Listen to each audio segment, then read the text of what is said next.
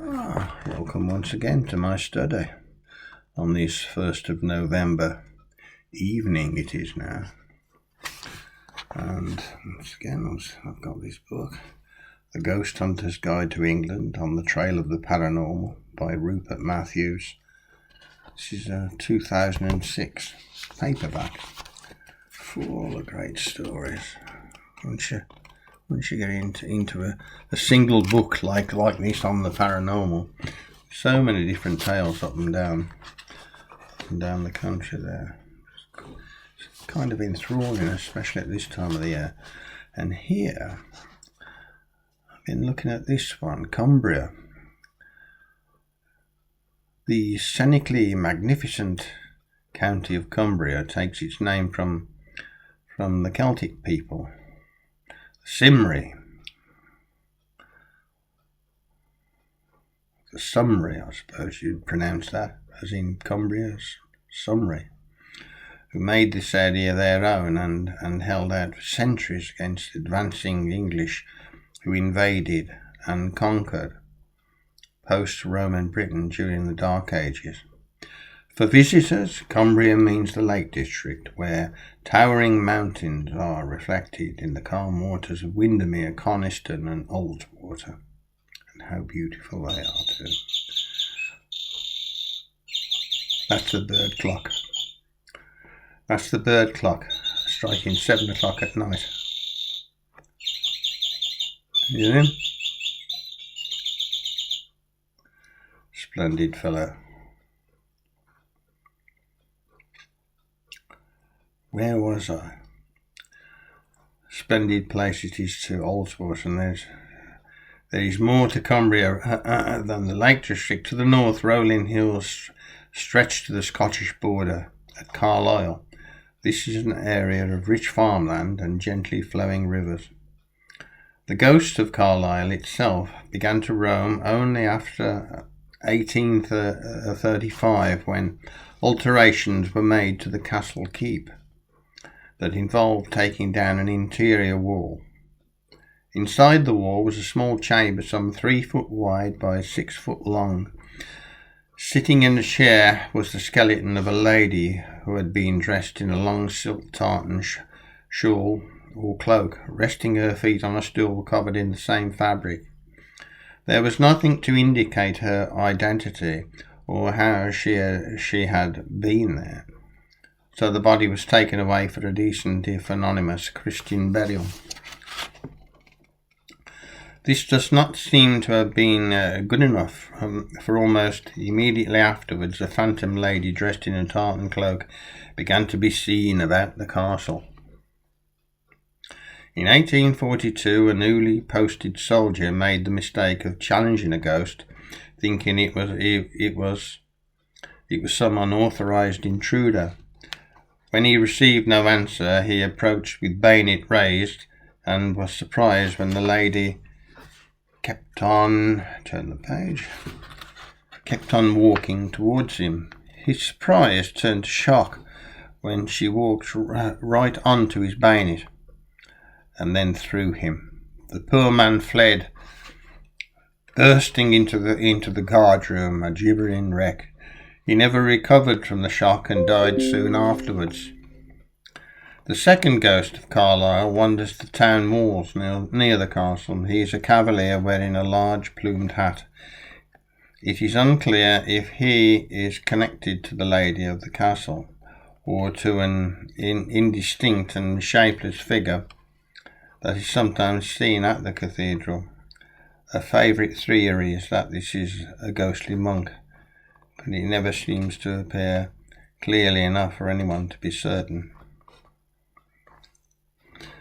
To the southeast of Carlisle is Geltsdale. There used to stand an unpretentious manor by the name of Croglin Grange. The house was for many generations home to a family called Fisher, but in the 1820s was rented out to the Cranswells, 2 brothers and a sister. One summer evening, soon after moving in, the sister was watching the sunset when she saw somebody or something moving in the graveyard that lay in the valley below. The figures seemed to be approaching the house, but the sun set and the girl lost sight. Of whoever or whatever it was. That night she awoke to see an apparition scratching at the windows of her room. The figure was vaguely human, but had glowing eyes and long claw-like fingers. Ooh. While the horrified Miss Cranswell watched, the figure unlatched the window and sprang into the room. It grabbed her and bent over as to kiss her, at which point she screamed and fainted. The brothers raced into the room and gave chase to the strange creature, which fled into the night. The girl was found to have bite marks on her neck. After various events and alarms, the creature was tracked down to the Fisher crypt at the church.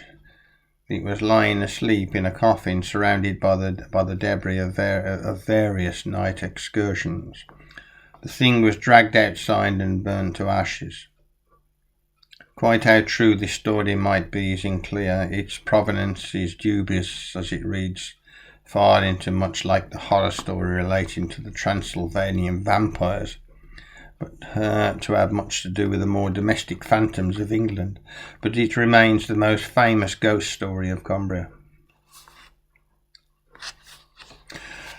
Running Croglin Grange, a close second for fame among the Cumbrian supernatural, is Corby Castle and its radiant boy.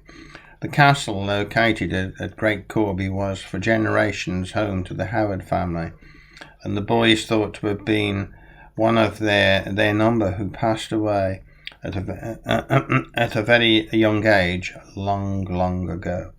The ghost was not seen often, and indeed has not been seen for at least 100 years, but was said to be a phantom of unusual power. Those who saw the radiant boy were said to be doomed to a life of wealth and power, followed by a tragic and early death. Oh, there's always a catch, isn't there? In the 1780s, the Howards were visited by Robert Stewart, the unremarkable teenage son of a well-to-do Oldswater landowner. On coming down to breakfast, Stewart asked about a servant boy who had come into his room in the night. He said that the experience had been odd for two reasons. First, the boy said nothing and did nothing except to enter and look at Stewart before walking out again. Second, the boy had been dressed all in white, which seemed to be reflecting a bright light that Stewart could not see very well. The hosts at once recognised the radiant boy and reluctantly told their guests about the legend attached to the ghost. The young Irishman laughed and went home thinking no more of the experience, other than that his English hosts were a superstitious lot. Soon afterwards, the radiant boy's power became manifest. Stewart was elected to the Irish Parliament in 1790 at the age of just 21. In 1797, he entered the government. After the Irish and British Parliaments merged, Stewart entered the British Cabinet as Minister for War, rising to become Foreign Secretary in 1812. In 1816, through inheritance, he became Viscount Castlereagh, under which title he attended the Congress of Vienna that redrew the map of Europe after the Napoleonic Wars. It was an impressive career for an apparently unremarkable Irish landowner, but then in 1818 Castlereagh suffered an illness that plunged him into depression and madness. After 4 years of alternating lucidity and insanity, he killed himself. His rise and fall followed a pattern that was typical for those who met the radiant boy of Corby.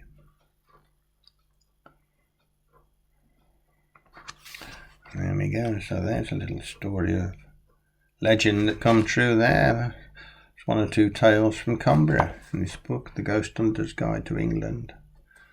Quite a large, comprehensive, thick paperback on the trail of the paranormal, Rupert Matthews. I've enjoyed reading it enormously, and I've enjoyed